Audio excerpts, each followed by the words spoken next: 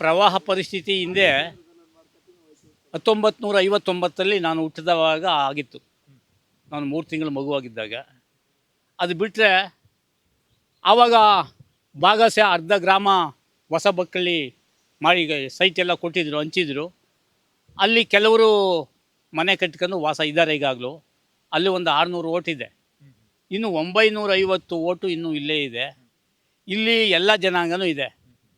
ಯಾಕಂದರೆ ಇಲ್ಲಿ ಇಲ್ಲಿ ಈ ನದಿ ಸುತ್ತಲೂ ಕೃಷಿ ಭೂಮಿ ಇದೆ.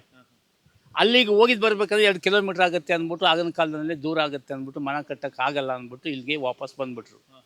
ಈಗ ಮತ್ತೆ 2018ರಲ್ಲಿ ಈ CM ಕ್ಷೇತ್ರ, ವರ್ಣ ಕ್ಷೇತ್ರದ ಮುಖ್ಯಮಂತ್ರಿ ಸಿದ್ದರಾಮಯ್ಯವ್ರ ಕ್ಷೇತ್ರ, ಇವರೇ ಮುಖ್ಯಮಂತ್ರಿ ಆಗಿದ್ದಾಗ ಪ್ರವಾಹ ಬಂತು. ಆವಾಗ ನಾವೆಲ್ಲ ಶಾಶ್ವತ ಸ್ಥಳಾಂತರ ಮಾಡಬೇಕು ಅಂತ ಮನವಿ ಮಾಡ್ಕೊಂಡು, ಆದರೆ ಅವರು ಅಧಿಕಾರ ಇರೋಕ್ಕಂಟ ಬರೀ ಭರವಸೆನೇ ಕೊಟ್ಟರು. ಮತ್ತೆ ತಿರ್ಗಿ ಇಲ್ಲೇ ನಾವು ವಾಸ ಮಾಡ್ತಾಯಿದ್ದೀವಿ. ಈಗ ಪ್ರವಾಹ ಬಂದಿದ್ದಾಗ 2 ಬೀದಿ ಮುಳುಗೋಗಿತ್ತು. ಅದರಿಂದ ಈ ಊರನ್ನ ವರ್ಣ ಕ್ಷೇತ್ರದ ಮುಖ್ಯಮಂತ್ರಿ ಸಿದ್ದರಾಮಯ್ಯನವರು ಶಾಶ್ವತವಾಗಿ ಸ್ಥಳಾಂತರ ಮಾಡಿಕೊಡ್ಬೇಕು ಅಂತ ಅವರಲ್ಲಿ ಕೇಳ್ಕೊತಾ ಇದ್ದೀವಿ.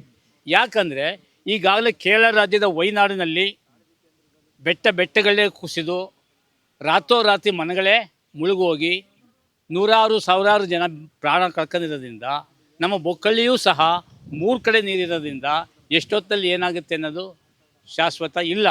ಅದರಿಂದ ಶಾಶ್ವತ ಪರಿಹಾರ ಅಂದರೆ ಇವರು 6 ಕಾಸು 3 ಕಾಸು ಭಿಕ್ಷೆ ಕೊಡೋ ರೀತಿ ಕೊಡೋದ್ರ ಬದಲಿಗೆ ನಮಗೆ ಶಾಶ್ವತವಾಗಿ ಊರನ್ನ ಕಟ್ಟೋದಕ್ಕೆ ಕಲಿಸ್ಬೇಕು, ಉಳಿಮವನ ಹತ್ರ ಭೂಮಿನ ಕೊಡಿಸ್ಬೇಕು ಅಂತ ನಾವು ಈ ಬೊಕ್ಕಳ್ಳಿ ಗ್ರಾಮದ ಜನರ ಪರವಾಗಿ, ಶೋಷಿತರ ಪರವಾಗಿ, ನೊಂದವರ ಪರವಾಗಿ ಕೇಳ್ಕೊತಾ ಇದ್ದೀವಿ.